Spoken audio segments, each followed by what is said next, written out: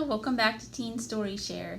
This week we're going to be finishing our last two chapters of Morning Girl. Not finishing the book, but our last two chapters that we're going to read. And next week we'll be on to a new story. So we're going to be hearing one more time from Morning Girl and Starboy. And I will put down in the description the other links if you missed the first two readings from this book. Morning Girl. The water is never still enough.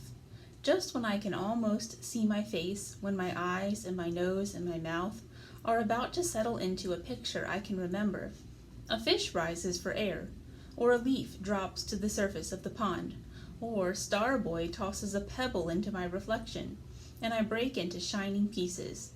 It makes no sense to him that I'm curious about what people see when they look at me. They see you, he said, as if that answered my question. We were searching for ripe fruit on the trees behind our house. But what is me? I asked him. I wouldn't recognize myself unless I was sitting on the bottom of a quiet pool, looking up at me looking down. You are... you. He lost his patience and walked away to find his friend Red Feathers. But what did you mean? I knew my hands very well. I study them when I trim my nails with the rough edge of a broken shell, making them smooth and flat. I could spread my fingers and press them into wet sand to see the shape they leave. Once I tried to do that with my head, but all I got was a big shallow hole and dirty hair. I knew the front of my body, the bottoms of my feet. I knew the color of my arms, tan as the inside of a yam after the air has dried it. And if I stretched my tongue, I could see its pink tip.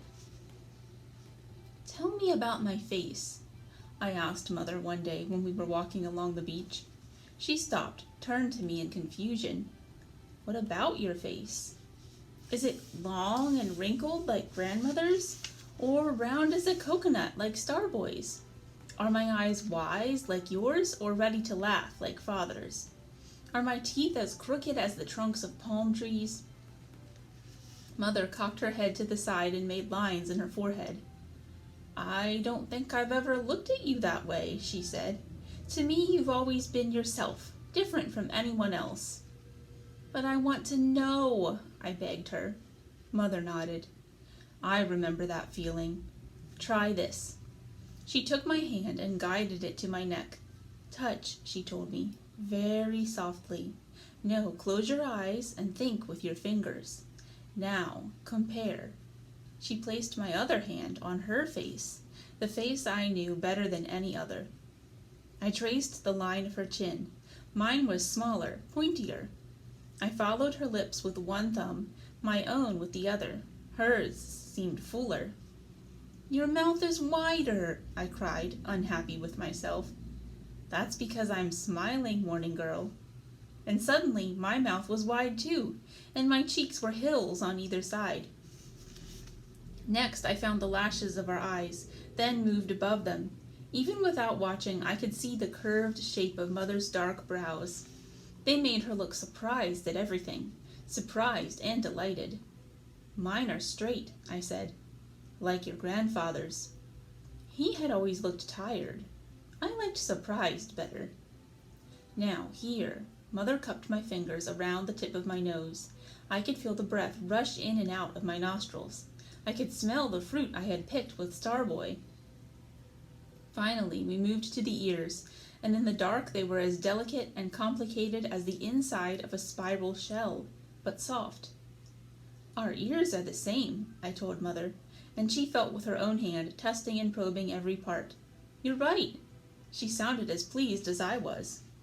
I opened my eyes and memorized her ears.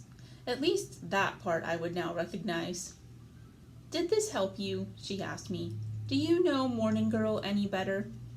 Oh yes, I said. She has a chin like a starfish, and brows like white clouds on the horizon. Her nose works. Her cheeks swell into mountains when she smiles. The only thing right about her is her ears. Mother covered her mouth, the way she does when she laughs and doesn't want anyone to stare. That's my Morning Girl, she said. That's her exactly. The next day, as I was getting up and Starboy was about to go to sleep on his mat, I leaned close to him. "What does my chin look like?" I demanded. He blinked, frowned, made his eyes small while he decided. "A starfish," he finally said. I was very worried until I saw he was making a joke. "I heard Mother telling Father," he confessed when I pinched him. "But I don't know." He rubbed his arm, showed me where I had made it turn red. "To me, it looks more like the end of a rock that juts out into the ocean, near the north end of the island. The one they call the giant digging stick." "You don't have to be curious about your face," I whispered. "All you have to do is wait for a jellyfish to float on shore and get stranded when the tide leaves. Sometimes I see one and think it's you, buried in the sand up to your neck." When I went outside, Father was sitting on a log, fixing a shark's tooth to use as a hook at the end of his fishing lance. "Who is this?" he asked the lance. "Who is this who has my wife's ears stuck onto the side of her head?" "You laugh at me too," I said, "but why is it so strange to want to know what everyone else already knows? Why should my own face be a secret from me?" "There is a way," Father said kindly, and motioned me to stand beside him. He knelt down so that we would be the same size. "Look into my eyes," he told me. "What do you see?" I leaned forward and stared into the dark brown circles, and it was like diving into the deepest pools. Suddenly, I saw two tiny girls looking back. Their faces were clear, their brows straight as canoes, and their chins as narrow and clean as lemons.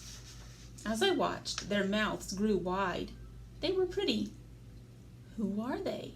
I couldn't take my eyes off these strange new faces.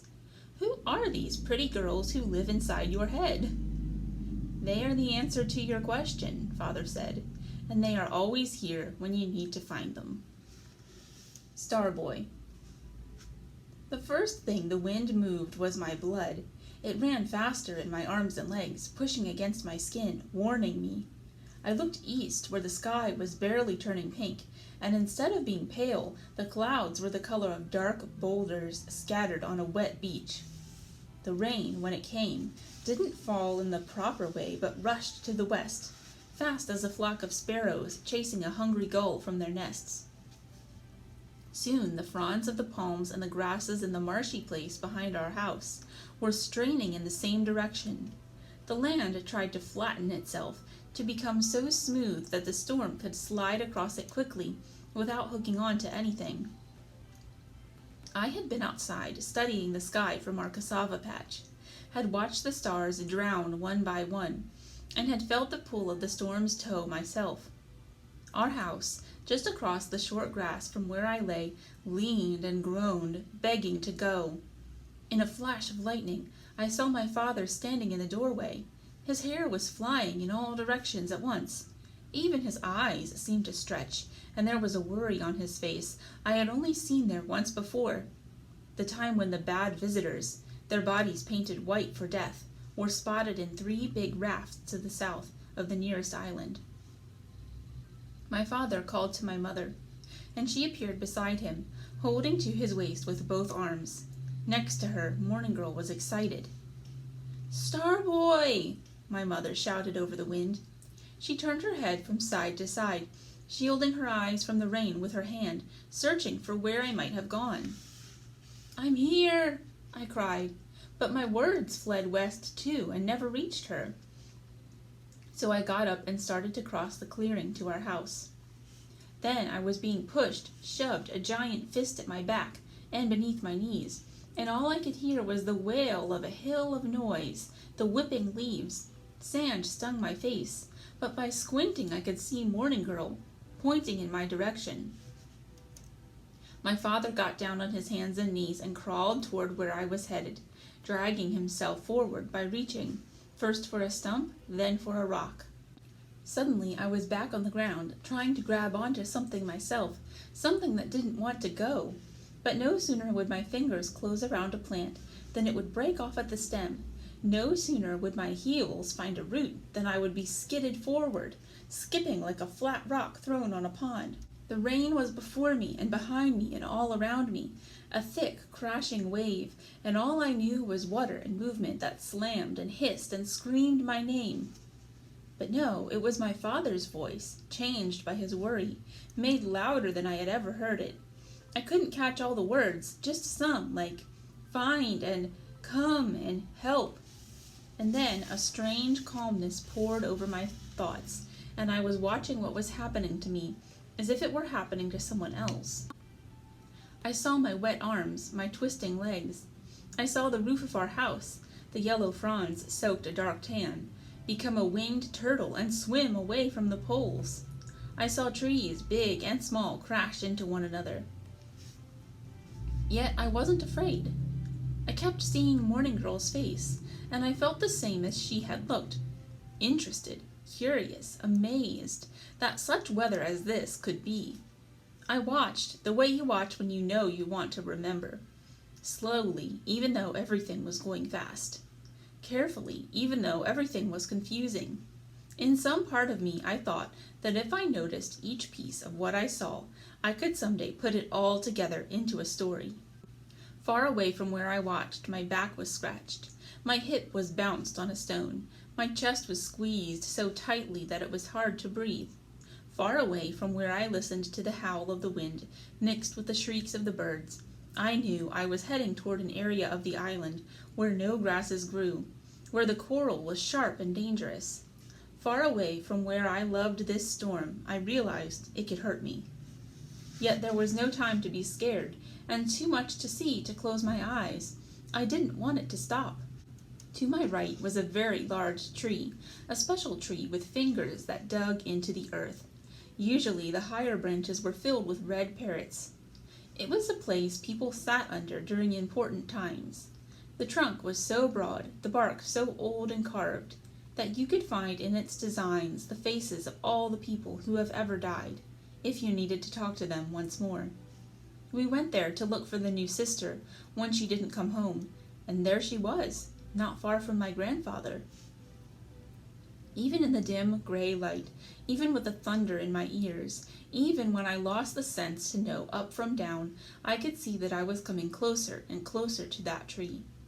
Then it rose tall before me, and, clear as I knew that Mother was still calling my name, true as I knew that Father was still making his way to the place I had been, sure as I knew that Morning Girl would want to hear all that had happened to me in the storm, and be jealous that it had happened to me and not to her, I knew it was the one tree that would surely remain tomorrow in the same spot it had been today.